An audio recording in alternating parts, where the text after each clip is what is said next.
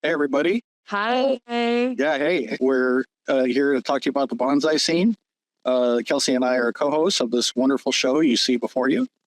So, yeah, this is going to be all about bonsai, the newly released demo scene that shows off Mega Geometry in Unreal Engine 5, 5.6 to be precise. So, yeah, without further ado, we're just going to get right into it. Kelsey, we have a website for people to download the demo. Yeah. Let's take a look at that. Perfect. Okay, so today, the day of this recording, we have released the Bonsai Diorama demo. It comes with a landing page, and we'll share all of that. If you haven't seen it already, we'll share that as well. Yeah, this has got both of our projects on here. Yeah. Bonsai and Amusement Park too. So right now, what you're seeing for featured RTX technologies is just telling you that the technologies that we have in RTX Kit are available in the demos that we have on this screen. So this RTX Bonsai Diorama, this is what we were talking about today. There is a whole sizzle reel here that tells you a little bit about, we're going to go into that in detail, but it tells you a little bit about of what technology is in it, what it uses, and how it works. We have project files. So if you want to look at the diorama demo in editor in the NVRTX 5.6.1 branch, you can. I worked with the team as well to put together a developer guide. So you can work through, like a step-by-step guide almost on what to expect in the demo, what you can look at, and how to get started for your own projects. And then the binary executable, let's say you don't want to, have to download engine source and compile and everything. You could just download the binary executable, launch it, the exe, you just launch it and then play through it. So we're going to share this page. And like, Richard, like you said, we also have our RTX Amusement Park that we shared a little while ago. And the same concept here, you can download your project files and or download the binary executable and play along with it. Yeah, both of these projects, the binary at least should run on any RTX card. Yeah. So without further ado, I'm going to move on over to the developer guide. I think it's a good idea to start there to see where we can. Yeah, and I got the website address at the bottom of the screen. You can see that RTX Technology Showcase that takes you to this page. But just, I don't expect anybody to really remember all that, right? To find it, you can probably just type RTX Bonsai and it'll come up in the search. Yep, exactly. So this is the developer guide. It's a PDF. You can open it up in any of your browsers. But in the table of contents, it just tells you everything that we're going to go over. There's a lot. Spoiler alert. There's also system requirements. So for the Bonsai demo itself, it's using RTX Mega Geometry. RTX Mega Geometry technically can run all the way back to Turing GPUs. All right, 20 series. 20 series. Yeah, thank you. But you want to be careful on the amount of VRAM that's available on the GPU. You will need a little more VRAM in these early stages of RTX Mega Geometry. And if you haven't already went to our previous webinar that talks more about RTX Mega Geometry, you can. And we go a little bit more in depth about, VMEM usage for RTX Mega Geometry, as well as just like general usage with the other technologies in NVRTX. Yeah, I think the bottom line there is in its current state, it's going to use a little bit more memory than not having it on. Yeah. But that's very configurable. And in the future, we want to make that more optimized. Yes, exactly. So in this case, for a dependency, you can technically run this demo on a 2080 Ti. It's not going to be an amazing, blazing fast 60 FPS. It'll be at about like 20 to 30 FPS. It'll be fast. 20 is, I think, when that card came out. So yes, exactly. I guess for a 5-year-old. Yeah, exactly. So just like a disclaimer there, so that you understand, or there's, we're setting expectations with that. You will want to be on the latest NVIDIA RTX driver. Just to make sure that you have all of the right bits for it to work on your machine. And a fresh install is always good too. So just before launching the Bonsai Diorama. We do go through just like we don't go in depth really on how to set up your environment, your development environment for compiling code, but I've left some good links here for you to go through and work it out yourself. Yeah, we did test the binary on a 5060 and a 4060 with 8 GB, so yeah, it can run on that hardware. Yeah. But that's for the binary. Understand the project files, you want a little bit more video memory, more like 10, but yeah, for development purposes, you want a little bit more, but yeah. Exactly. Also in the documentation too, even though we have already linked it in the technology showcase landing page, we do have the direct download links to the project files and the binary in this document. So you can grab everything from there, as well as the link to the 5.6 NVRTX branch. So we have these two main maps. And then, of course, if you ever have any questions at all whatsoever, or even feedback, because we like feedback too, we've also supplied our NVRTX support at NVIDIA.com email. You can always email us. It goes directly to Richard and I and everyone else on our team. And there it is on the ticker. And you got a ticker now. Yeah, I love that. I got too excited. I don't know why. No, you did a good job. You're amping things up around here. I know, right? We could use some of that. Yeah, woo! Okay, so Bonsai Diorama main level. Yep. Let's get in here and let it load some shader. And we can show people. I'm interested. Actually, we're showing this stuff to you. Well, basically naked. Like we're exposing everything. I know that's. I don't mean to get like weird about it. But yeah, but this is the project source, right? So you can see everything that we use to make this project. Yeah. You can see the way we did it. Yeah. And and how we're not perfect in every single way, right? Like there's flaws here. There are some things that are less than ideal, but but it's a learning tool, right? We want to show people what we did and warts and all. And I'm interested in actually going over some of those imperfections. Yeah. And talking about them, or some of the choices that were made, right? Because there's a lot of when you're making a project like this, there's a lot of choices that you're forced to make. You have to, especially you're trying to maintain 60 frames per second. I got to make a lot of choices. How do I do it? How do I make sure that everything, runs great and still looks great and everything? Yeah. So you're making a lot of micro choices, and sometimes, some things are less than perfect. Is sort of what it comes down to. Should I talk about the translucency? Yeah, I was going to say I'll call one out right now, and that is this is a scene. It's using Mega Geometry. It's using DLSS 4. It's using real-time path tracing. And when I say real-time path tracing, I mean all of our current path tracing effect. We do direct shadows, indirect shadows, so your global illumination, and reflections. That's what real-time path tracing means today at the end of 2025. Translucency is still either ray traced or rasterized, and just an artistic choice, just a personal choice. The translucency in the scene is rasterized. I felt it looked good. I felt it gave us the best visual look. Ray trace translucency has some shortcomings. It doesn't properly include indirect lighting. Raster translucency has some shortcomings. It doesn't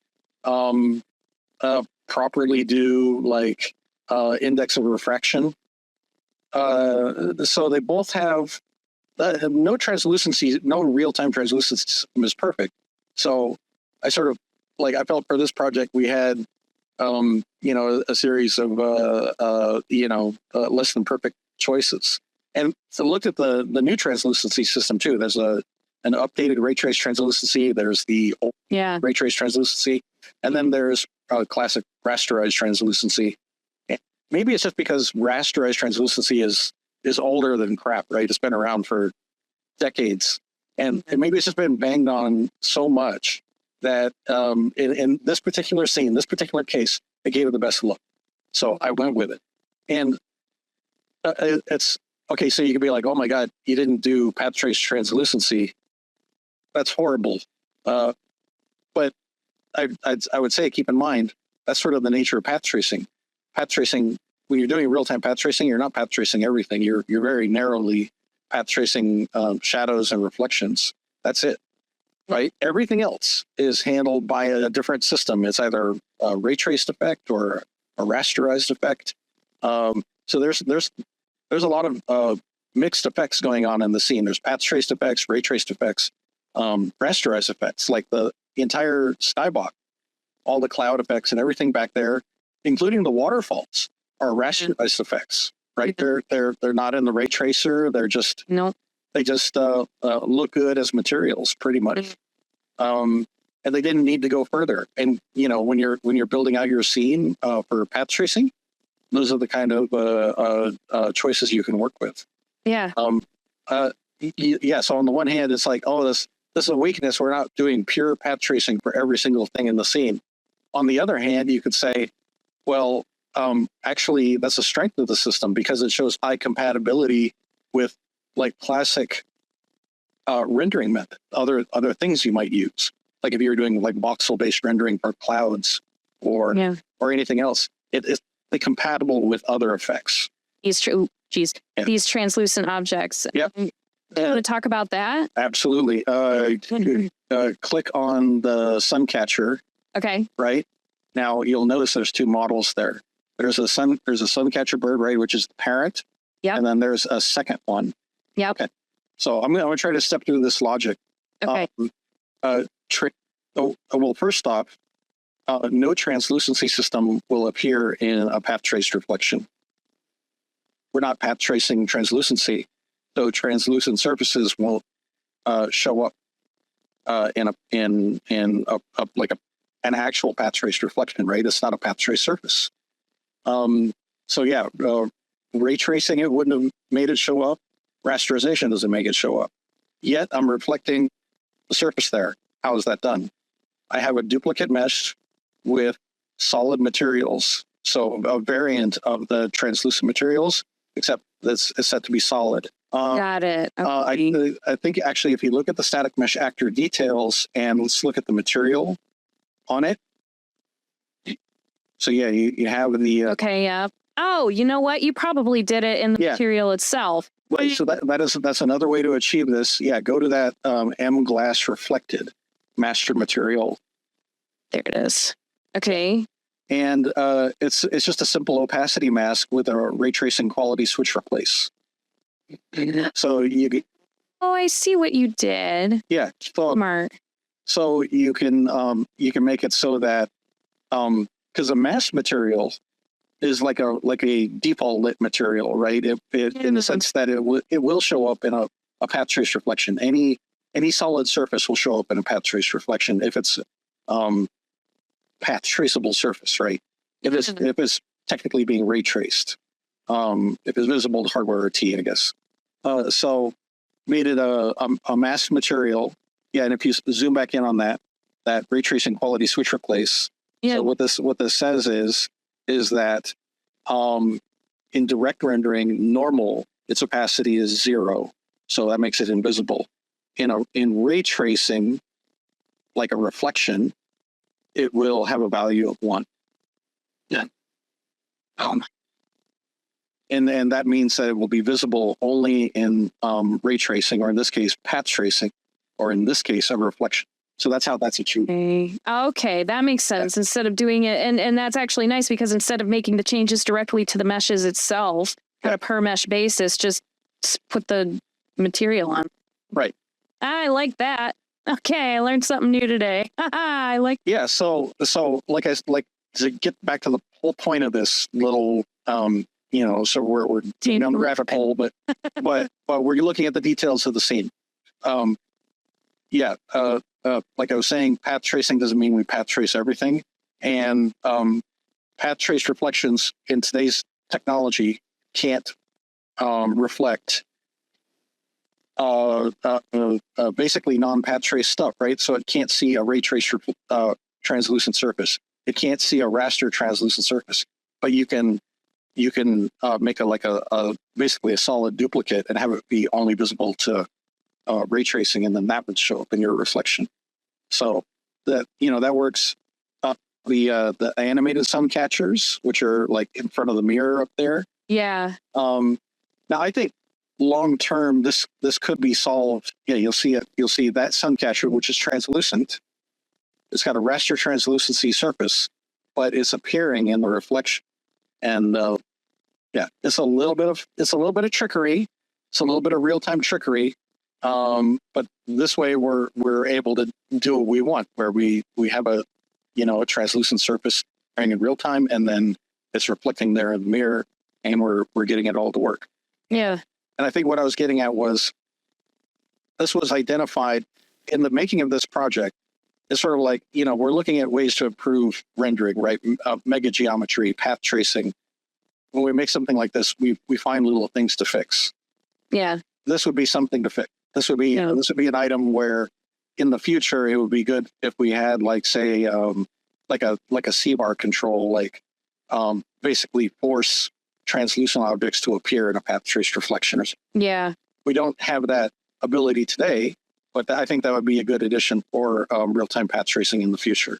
I agree. Or another solution is at some point in the future, maybe when hardware improves a little bit, I don't know, but at some point in the future, we actually just do path trace translucency. Yeah. Like for real. And since we're doing basically physically accurate translucency, which will have none of the shortcomings of any translucent system, and then now representing it fully and completely, you're actually reflecting the surface. Yeah. So maybe that's the solution too. Yeah. But in the meantime, there are so many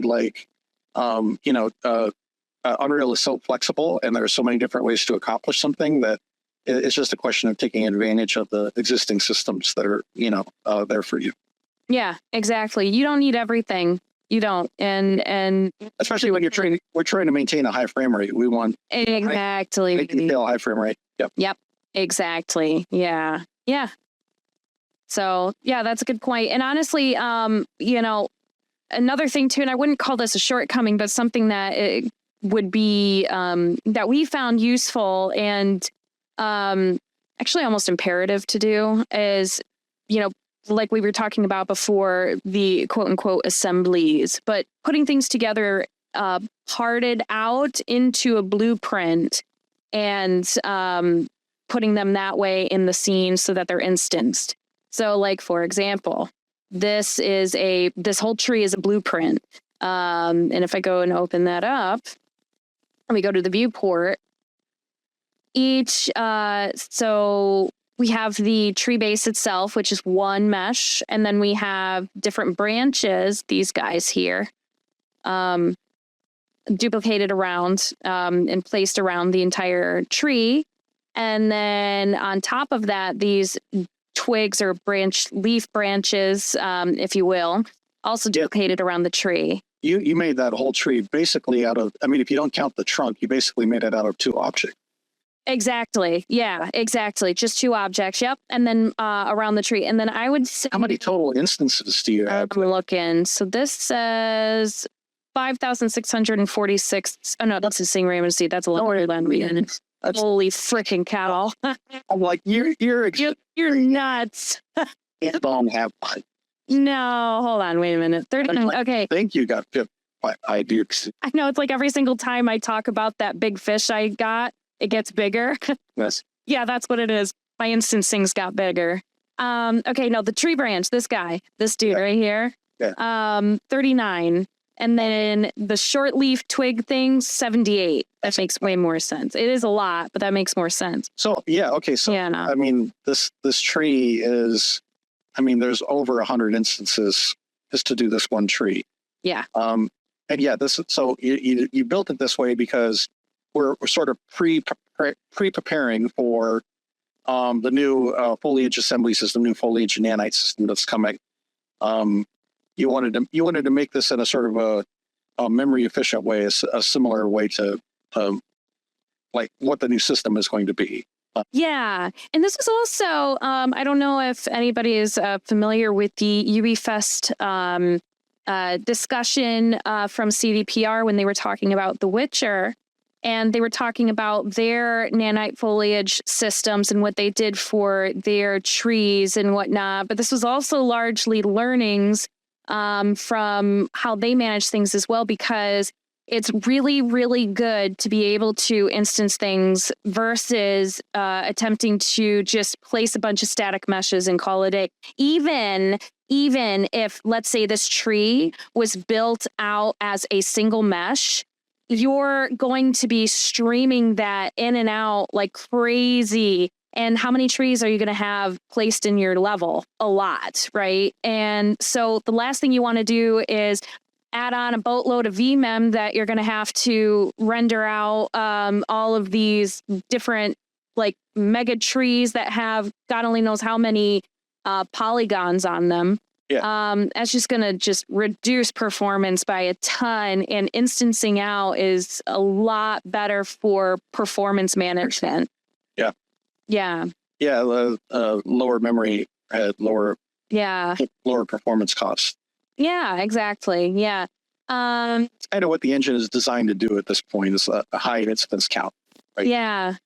The new foliage system should, emphasize that even more. So, okay, so one of your leaf clusters, you got like 70 some leaf clusters on that one tree. Yes. Well, these are about the same. How many polygons is one leaf cluster? Isn't it like several 100,000 or something? Listen, guys, I was told to go crazy. They said, you have no limits. Do what you want. What am I going to do? I mean, there's no ceiling, right? So I did. Okay. This is cool. And we're looking at 137,473 nanite triangles. All right. So for that one bit. Yeah. Can you blame me? I mean, they could. But this is on the one tree. So, but on the other tree, there's a different leaf thing, the round leaves. Oh, the round leaves. Yeah. Okay. You're right. It's probably a similar triangle count though, right? It's similar. Yeah, I would say. Okay, it's a lot less actually. 130,680. No, that's close. 130 versus 100. Oh yeah, 137, 130. Yep. Okay. Yeah, it's about the same. Yeah. That's a very high detail match. Yes. Probably, okay, being realistic, maybe a little bit higher detail than most people would want to do. You told me. I know, but you're right. But the scene, this part of the point of the scene is to stress test what we can do with Mega. Yeah. Understand. I mean, this is technology demo. We're pushing the envelope. Yeah. Of what's, I don't know, realistically or reasonably possible. We don't know yet what's realistically possible, right? We're trying it out, and seeing what we can do. We know we can push a lot of triangles. Yeah. With nanite. Yeah. So yeah, it's all part of the discovery process. And actually, I think so. Let me do this. I'm pretty sure I still kept.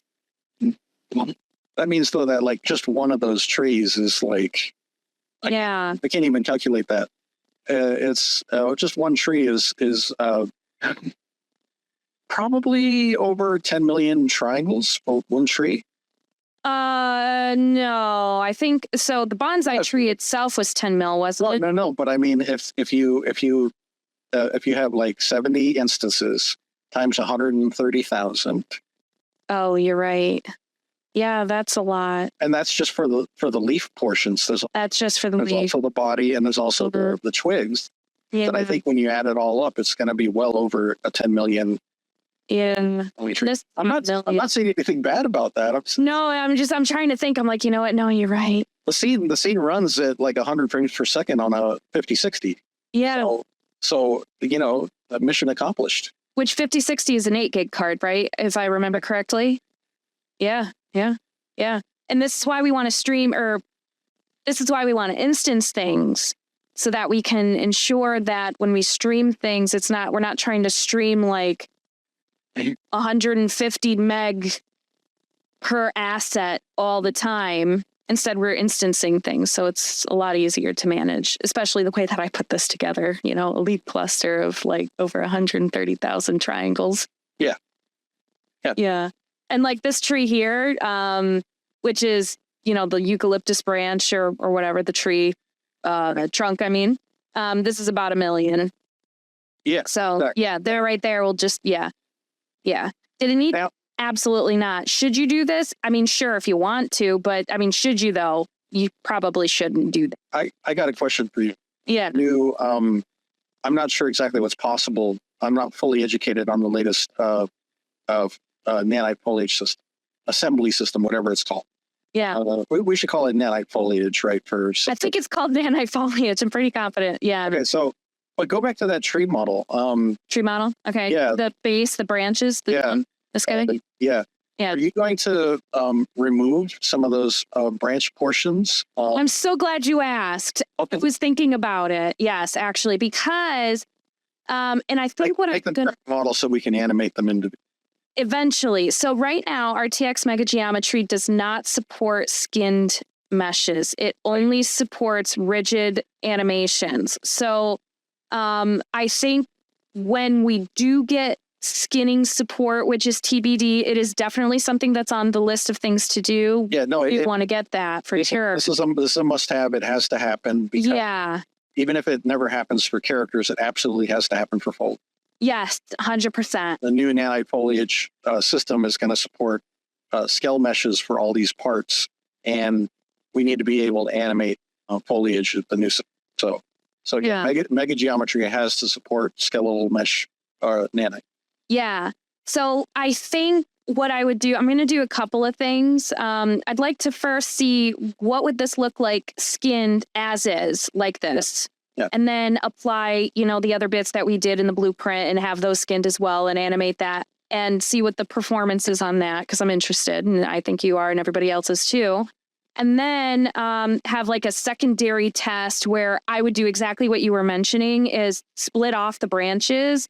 And I don't know, I got to think about it more, but, do I want to have like each branch already fleshed out, or continue to piece it apart like we did already with like your single branches and then your leaf branches, if that makes sense. I don't know all the details on how the new system's going to work. I mean, me neither. I'm excited to find out. I got to look into it. Can those branches be like a separate piece, and then you can have fronds sticking off from there that are also separate pieces? And they're each an animated skill mesh? Would that work? I think it should. I really think that should work. Right. Some kind of system where you can establish connection points and drop in, like you can have scale meshes on scale meshes, right? And yeah, I have to look at the new. I haven't had the chance to look at it. I really want to, and I want to see what that editor looks like. We're not experts in the new system yet. No, but we're obviously excited about it because, possibly very few people are experts with the new system. That isn't. Yeah. I mean, it's in beta. Yeah. Yeah. No, I'm really excited. And when Mega Geometry gets skinning support, my understanding is that skinning support and this new nanite foliage support are orthogonal. So we would have to get support for both. I don't know when that would be. It's obviously, like we were saying before, it's a must. That is on the timeline. We're not sure when we would get that, but it is part of the whole, update schedule. Sometime after 5.7. 5.7's in preview now. Yeah. It's going to be shipping soon. We know that. NVIDIA RTX 5.7 should update very shortly after that. We've already been working on. I don't think it's no big secret. We work on preview code as soon as we can get it. So yeah. We want to make sure 5.7 NVIDIA RTX is out the door as soon as possible. But yeah, obviously that code has to land, and then we can start to develop for it, basically. Yeah, exactly. I'm going to move over to the assembly level because we're actually talking a lot about what the assembly level is built for. Sure. So let me. Yeah, putting together your trees. Yeah. So literally, this tells you exactly what I did with putting together the trees. Right. And I have these. Oh, go ahead. I was just going to say, to be really clear, you're kind of, like I said, or like we've been saying, you've prototyped where this is going to go. This is not using the new foliage system. Obviously, we don't have that code yet, but and these are static meshes, not scale meshes. Yeah. So Yeah. we don't have all the bits yet, but you're prototyping how you might build a tree in the new system. Yes, exactly. With the tools that you have today, which is like the blueprint editor and instancing meshes and stuff like that. Exactly. Yeah. Yep. So right here, it'll tell you exactly, boy, I should have just came to this first so we could show, but this is the actual bonsai tree. Yeah, very complex asset. So the whole tree itself, similar to the other eucalyptus trees, the trunk branching, that's all one mesh.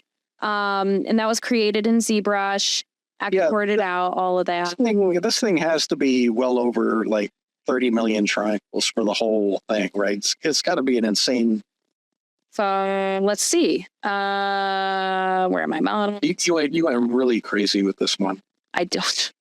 Again, you told to Richard. Okay, so what does this say? Okay. Well, no. Wait, click on yeah. So this is 3 million. Okay. Yeah. Maybe not 30 million, but it could be. And then we have different variations. So this has 28,000. We'll say 30.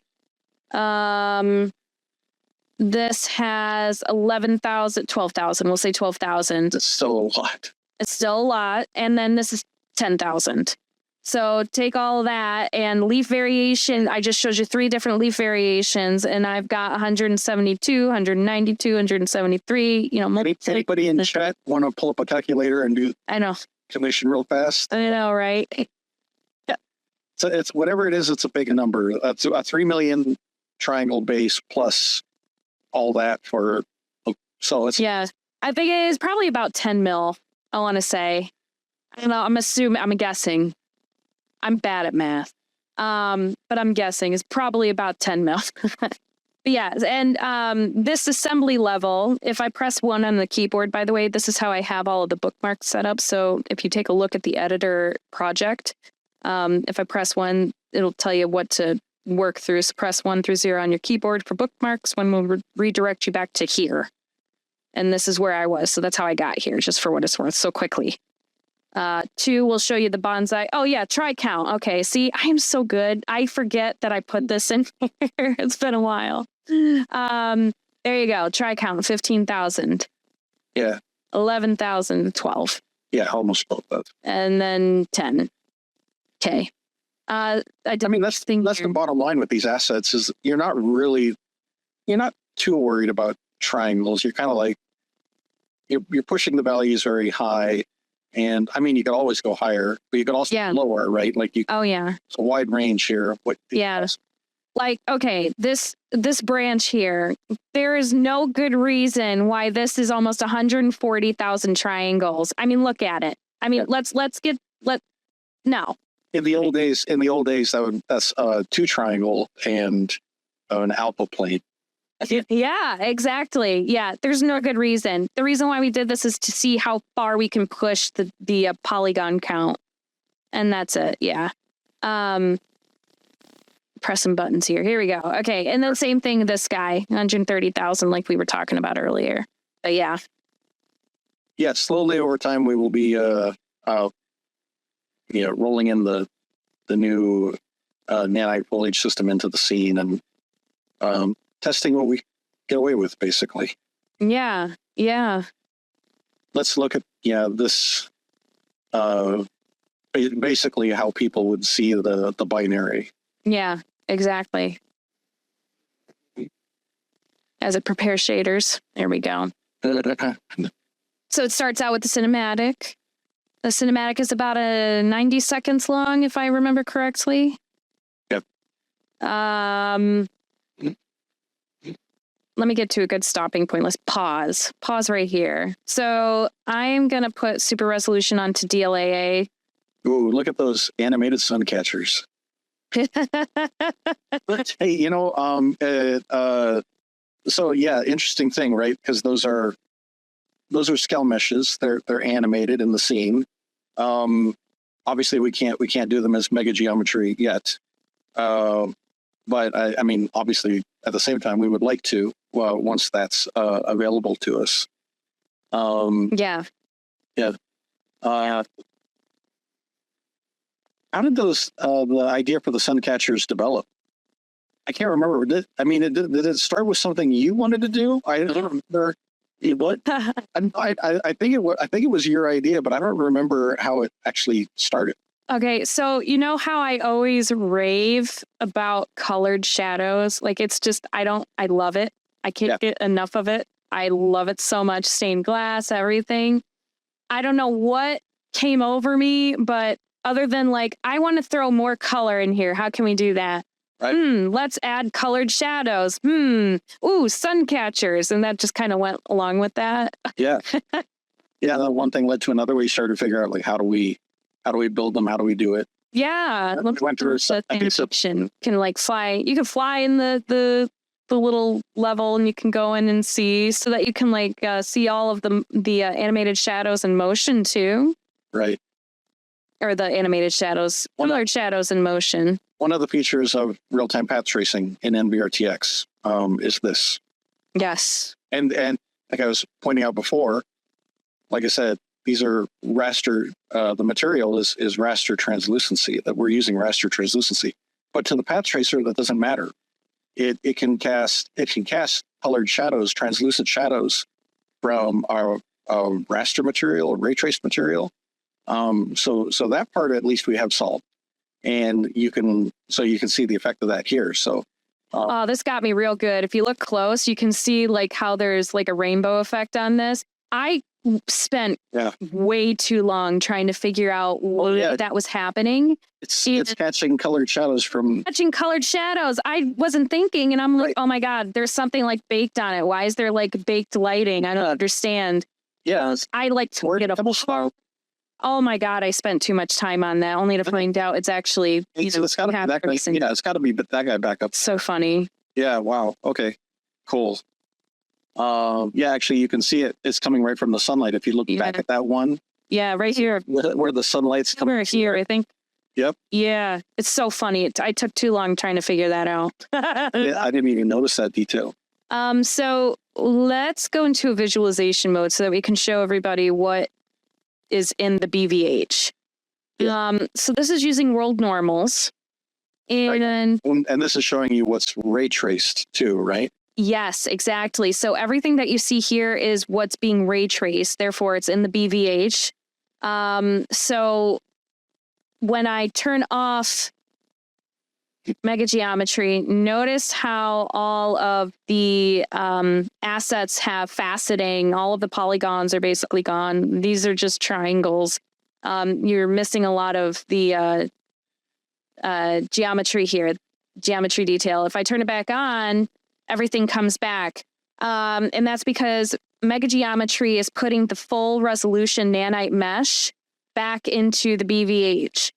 Now, previously, in the last webinar, we talked about, all right, that's great and all, but why can't we just use the nanite mode 1? So I think it's r.raytracing.nanite.mode1, which what that does, it will put the nanite mesh into the BVH. Yes, that works. However, it's not, in terms of performance, it's not as optimal. Right. So by using RTX Mega Geometry, it streams in the nanite meshes in a more optimal way, so you get that full quality mesh. And I can show you that here on what that streaming looks like. Yeah. So triangle mode, the soup. Yeah, the soup. So the ones that are big, these like this down here, that's not nanite. So for example, if I just like kind of come in. It's in the BVH though. It's in the BVH. It's just ray trace. Right. Yeah, exactly. Right. So I'm gonna back this up. So let's what do we want to use? Let's use this bonsai tree since. Well, I like it when you zoom in on it because then we get to see the dynamic element. Yeah. Nanite. So if I back up a bit, you can see these triangles kind of popping. Yeah. Go in here. So what that means is nanite's doing its thing. Nanite's doing its thing. Yep. I turn this off. Yeah. Nothing. So it's one of those things where and this is called clustering too. So, which is an added level when streaming nanite meshes in the BVH. It's called the CLAS. Yeah. In fact, that's what CLAS stands for, is the cluster level acceleration structure. Cluster level acceleration structure. Yep, Right. exactly. Thank you. Yeah. Well, yeah, ray tracing is all about this, right? It creates these acceleration structures to store data to be ray traced or path traced.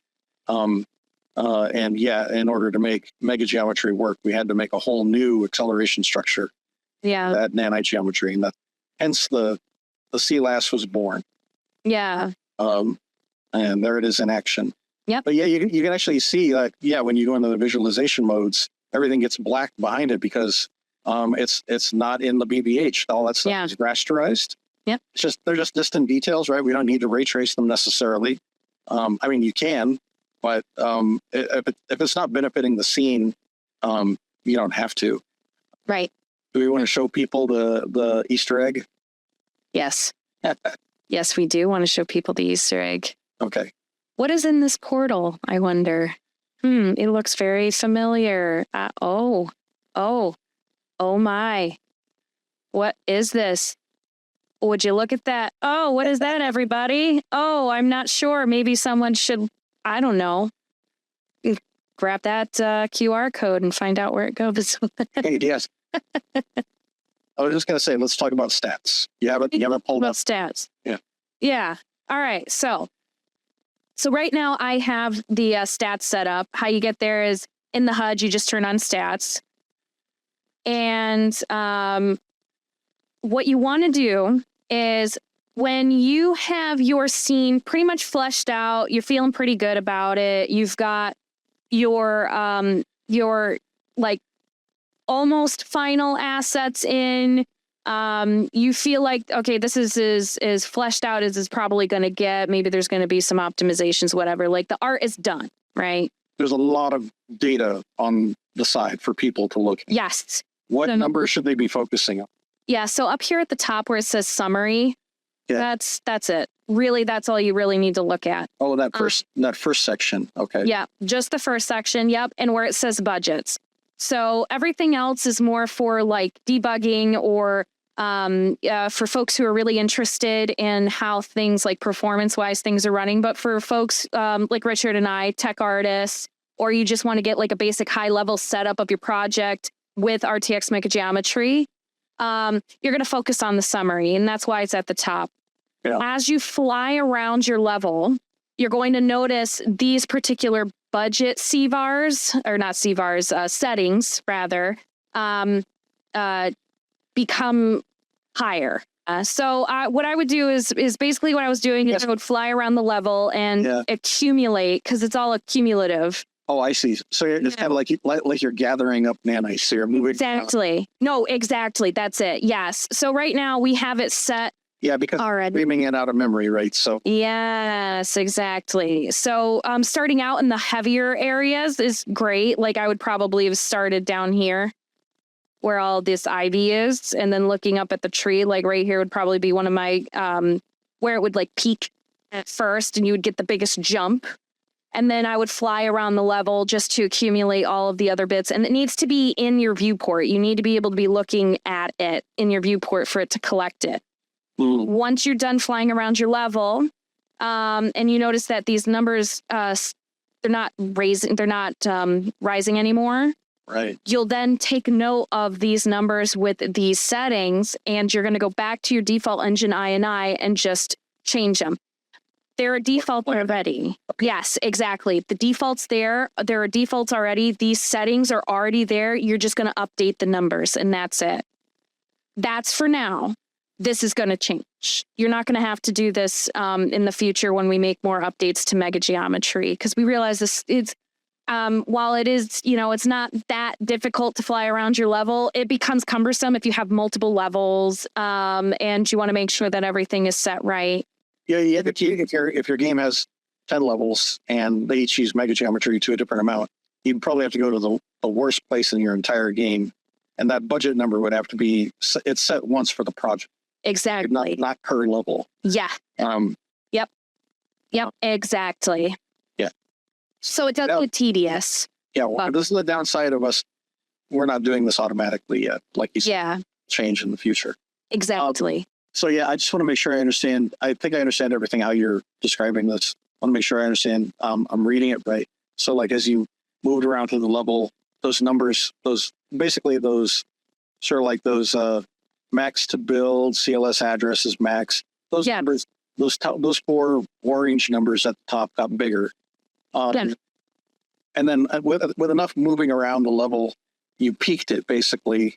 It's no longer like going up or down anymore. Yes. It's basically the memories represented. And it'll never go down. If it goes down, that's a bug. It should never go down. It's all cumulative because you're trying to get the how much in a single level are we expecting to see the max of streaming in megabytes. Like memory streaming max size in megabytes.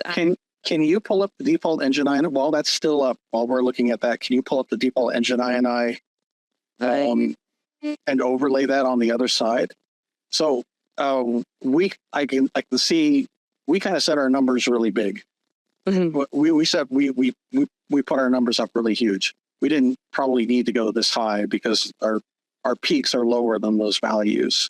But this, it project fits on an 8 gigabyte card, so we're okay. It doesn't matter. And that was our target, was to try to get it to work on an 8 gigabyte card. But like I can see that we set our max to build value at 10,000, but in the level we're peaking at like 1595. Yeah. Yeah. So it could have been the numbers. Some of the numbers could have been smaller, but that's okay. But probably more development numbers, right? We were high and that sort of thing. Yeah. Same thing with this one is like 1,500,000. This one's only at 724,000. Right. So some of these numbers could have been smaller. Yeah. Yeah. Yeah. And then max size in megabytes, I think we're set to 768, whereas right now we're getting 473. Right. And that's interesting because we did need a bigger number during development. Yeah. But as we settled, the default value for max size in megabyte for both of those numbers, the fixed size in megabyte and the streaming pools should be 512. The default should be 512. These are the defaults, right? So we would have been fine with the default values. Yep. In this case. Yeah.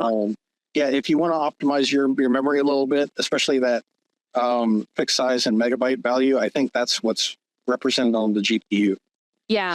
So that much memory is going to be consumed on the GPU. If you want to tighten that up, that's where you go to do that if you want to reduce your GPU memory usage. Yeah. Yep. And you'll know in your project when you start to get to the top end of what you have set in your budget, things will start happening like flickering. So great example. Let me do this. Yeah, because it's probably the CLAS for storing nanite is out of memory, right? Yes. It's having to like make choices, meshes will appear and disappear. Yeah. So what you'll see something like how, because I'm turning Mega Geo on and off, see how this flickers because we're not getting the full mesh in the BBH. So what'll happen is if you're like moving around or something and you're tickling the top end of the budget, you're going to start seeing that flickering because it's like trying to stream things in, but it doesn't have the budget that you set in or that was set by default. So that's when you'll know like, I need to update my budgets. But again, that's definitely something that we're looking at to fix. Or to improve. As a matter of fact, I think there is an improvement to streaming already coming in that's not yet in, but we're actively looking at. So that's going to be addressed for sure. Okay, I'm pulling up the default engine INI. I just want to talk about some of the path trace settings. So if you load up your project default engine INI and scroll down. We try to make this very organized and commented. If there's your general rendering settings, a lot of your like basic ray tracing settings, lumen settings, sampled lighting, that's your path tracing stuff. And then, we have some settings for DLSS and then the mega geometry stuff that Kelsey had talked about. But I just wanted to focus in on this area here real quick. So you can see that with path trace lighting, you have a lot of choices on like what you can do. Path trace direct lighting is on, indirect lighting is on, so that's your GI. This transparent shadow, this is that translucent shadow effect. You actually set this in your project when you go to turn on RTX DI or real-time path tracing. Either term is correct, but it's called RTX DI in the project settings. And when you set that in the project settings, it flags it here in the default engine. You see that we're path tracing the skylight. That's always a fun feature. And path tracing the directional light. That's your sunlight. You have that kind of granular control though, right? You can enable it for light or whatever you need to do. This indirect mode 2 is how we enable real-time path tracing, right? So you turn on RTX DI indirect lighting in your project, and that gives you a GI, but that gives you a mode called Restir GI. That's mode 1. So if you want to go all the way to full real-time path tracing, where you get GI and path trace reflections, like in this project, you would set it to mode 2. Skipping ahead a little bit, we had a nice, we realized that there were some rendering issues around translucent shadows and path trace reflections, and that the colored shadow that would get projected into the world, like on the ground, wasn't fully represented in a path trace reflection, even though that transported light is being generated by path tracing. It wasn't appearing in path trace reflection, not completely. Yeah. Even down, we realized it was a bug, and so we fixed that bug. And there's an enhanced attenuation setting in your project settings, along with other RTX DI settings. That's also enabled in here. If you want your all of your path traced light to be fully represented in the world, including in path trace reflections, turn that flag on. Yeah. Will help just to make the sort of the light stronger and brighter and more present. Yeah. It'll match with what's outside of the reflection. Yeah. So just a note on that. We made an improvement there, and that's why that flag is on. And the last thing I just want to highlight is the temporal and spatial indirect settings are turned off for the project. And we did that just for performance reasons. As we were building this out, and this is just me being completely transparent about real-time path tracing technology. As we're building this out with mega geometry and super high poly meshes, we began to notice that real-time path tracing was struggling with these super dense meshes with mega geometry, but only in their spatiotemporal sampling. The actual path tracing runs fast. Yeah. In fact, it compares very favorably to general hardware ray trace lumen. Yeah. The slow part in this case was the spatiotemporal sampling. So we have some. We didn't let that stop us from shipping the project. No. We have some investigation work to really understand why is it that specifically indirect spatiotemporal resampling, not the path tracing part, but just the spatiotemporal sampling part of path tracing was running less than ideal on like these really complex scenes. So this is something we're gonna address. We're gonna have an update for and fix. But in the meantime, we have it turned off. Now, if you turn it on, you'll notice that you lose some frame rate to it, but visually it makes almost no difference to the scene. This is actually an optimization that anybody can do with their real-time path trace scenes. Is if you're finding path tracing running slower than you expect, you could turn off the indirect temporal setting or the indirect spatial or both and see what that does. Now, this is your mileage may vary. Consider this a pro tip. Like you can turn off the sampling and see if it gives you a performance boost. It may not look the best, though. In this particular scene, no problem. It looked visually fine with it on or off. Makes no difference whatsoever. What kind of visual issues might someone find if they were to turn those off in a project that actually could benefit from a visual impact from them? Yeah. Well, typically, if you turn off temporal sampling, say like if you turn off direct temporal sampling, like I've got a light and it's casting a shadow into the world, right? And so there's that direct light, that shadow has temporal and spatial sampling applied to it. Temporal means it's considering previous frames. Spatial means it's considering nearby pixels. Right. So that's how that works. If you turn off, say, the temporal sampling on that directional light, it may look fine. It may look completely fine. It may give you a slight performance boost, like an extra, half a frame a second, right? Very, very small, but it might give you a very slight uplift. But it's also possible, depending on like the materials in the scene, the lighting value, the post-process value. It may be that with no temporal sampling on it, you will get like one artifact I've seen is sort of like compression squares all over it. It'll look like almost like low res pixelated. Yeah. Okay. And that's because missing. Yeah, it's just missing temporal data. Yeah.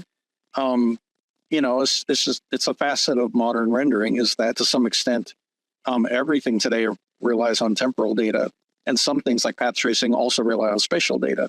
Yeah. But most everything Lumen does, like lots of things, rely on some amount of temporal and or spatial data. And so you could turn it off and see no ill effects whatsoever. You could leave it on and gives you the best look and the best quality. It's totally up to you. The flags are there if you want to play with it. But like I said, I just want everybody to be aware that this sort of control exists. In some ways, it makes path tracing more pure.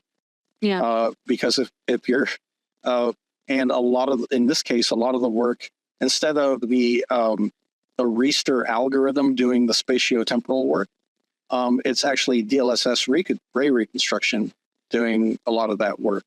It's so interesting. I think this is the kind of subject that we should really have like people from the ray reconstruction team and the Reister team and have like a broad discussion on workload sharing and like, yeah, you should actually go. Yeah. Because I'm not sure, I'm going to say the wrong thing here, but ray reconstruction is designed, as far as I know, to do some of that work. It may not be designed to do necessarily all of that work. And these are different technologies developed by different teams at different times. So but they're interconnected. There's a strong relationship between them too. Yeah. And they're also very aware of each other. Oh yeah. Ray reconstruction is designed to improve a path trace signal. That's what it's there for. So that's why it gives you better reflections and those details. And it gives it great looking reflections in this scene. Yes. I encourage anybody to experiment with that. Like you can do that in the binary. Go look at a mirror, turn off ray reconstruction. Right? So now you're looking at a path trace with no ray reconstruction and see what that looks like. It's not good. Yeah. And you get those problems with or without these flags turned on or off. It doesn't matter. So anyway, I'm digressing a lot, but that's good. when you do path tracing, it benefits you strongly to also do ray reconstruction. That's what we're doing here. And most of the time you'll want to use both at the same time. It'll give you the best look. Sharpest shadows, sharpest reflections, really crisp reflections. I love our reflections in this scene. Very stable too. Very stable, very high quality. Everything is represented. So it looks really, really good. we hope you guys take a chance to take a look at the Bonsai diorama. If you don't want to pull NVIDIA RTX, compile all of that, there's a binary that's super easy for you to pull and, launch and have at it from there. We're super interested as well to hear your thoughts, feedback, questions, suggestions, whatever else, including any issues that you might have found. Or bugs, whatever. We're very, very happy to hear from you and get that, sorted out. Again, the little ticker below that Richard found. I love that thing. Yeah, it's a new feature of StreamYard. So there we go. Yeah, just reach out to us through that email, and we'll get it. Yeah, that goes to the whole team. So Kelsey will see it, and everybody else on the team. So yes. Yep. So yeah, we hope you take a look, enjoy the cool technology, and we're excited to see what you guys make. You're a great co-host here, so thank you. Oh, thank you. I guess we'll see everybody in the Q&A. Yeah. Okay. Bye. Bye.